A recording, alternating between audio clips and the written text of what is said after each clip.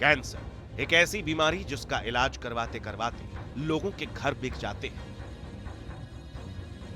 अपनों की जान बचाने के लिए लोग सड़क पर आ जाते हैं। कैंसर मरीज किन परिस्थितियों से गुजरता है, इसे तो शब्दों में बयां कर पाना भी मुश्किल है। ऐसे में अगर पता चले कि कैंसर की दवाओं के नाम पर बाजार में जो शीशी मिल रही है उसमें जहर है, तो क्या होगा?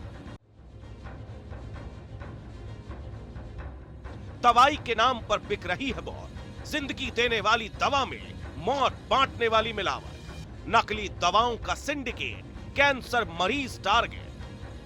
दिल्ली में एक ऐसे गैंग का पर्दाफाश हुआ है जो कैंसर की दवाई के नाम पर नकली दवाइयां बेच रहा था। सालों से चल रहे इस गैंग ने ऐसा सप्लाई चेन बना रखा था कि दिल्ली समेत कई राज्यों तक इनकी दवाइयां फैली हैं। इस गैंग का पर्दाफाश कैसे हुआ, ये जानने से पहले आप इनकी सप्लाई चेन समझ लीजिए।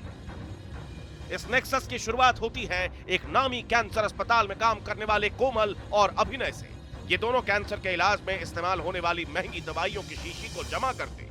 वो इस शीशी को 5,000 रुपए में परवेज को बेचते।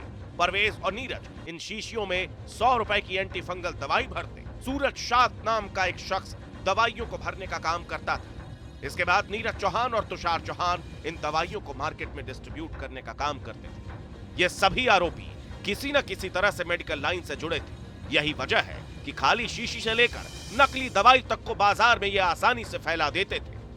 जिन शीशियों में ये लोग 100 रुपए की एंटी फंगल दवा भरते थे, उसे मार्केट में 1 से 3 लाख रुपए में बेचा जाता था। कैंसर की दवा बोलकर जो नकली दवाई मार्केट में फैलाई जाती थी, वो कीमोथेरेपी में इस्तेमाल की जाती थी। ये रैकेट 9 अलग अलग ब्रांड्स की दवाइयां बनाता था। ये लोग दिल्ली में 4 अलग अलग जगहों पर दवाइयों को बनाने और पैकेजिंग का काम करते थे। इन दवाइयों को खासकर हरियाणा, बिहार, नेपाल या फिर अफ्रीका से आए मरीजों को बेचा जाता था। कैंसर की जो दवाई होती है, कीमो में यूज़ होता है, इंजेक्शन बेसिकली, वो उसको नकली भर के एज जेन्युइन मार्केट में बेचा जा रहा है 10-20% डिस्काउंट के नाम पे। पुलिस ने जानकारी मिलने पर दिल्ली के इन 4 ठिकानों पर एक साथ छापेमारी की, जिसमें नकली दवा के 137 इंजेक्शन, 519 खाली शीशियां, 864 खाली पैकेजिंग बॉक्स, 89 लाख रुपए कैश, 1800 अमेरिकी डॉलर और एक कैश काउंटिंग मशीन बरामद हुई।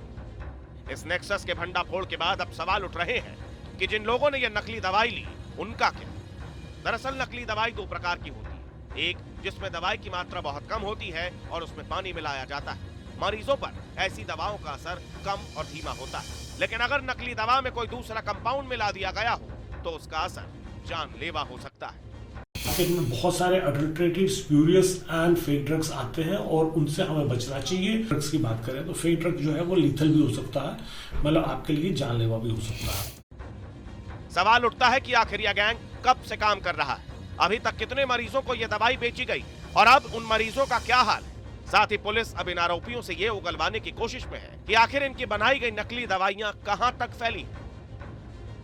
क्राइम ब्रांच की टीम ने एक स्पूरियस कैंसर ड्रग्स का रैकेट बस्ट किया है। ये वायल्स खरीद के इसमें ये नकली दवाएं भर के दोबारा से उनको सील करके और मार्केट में बेच देते थे।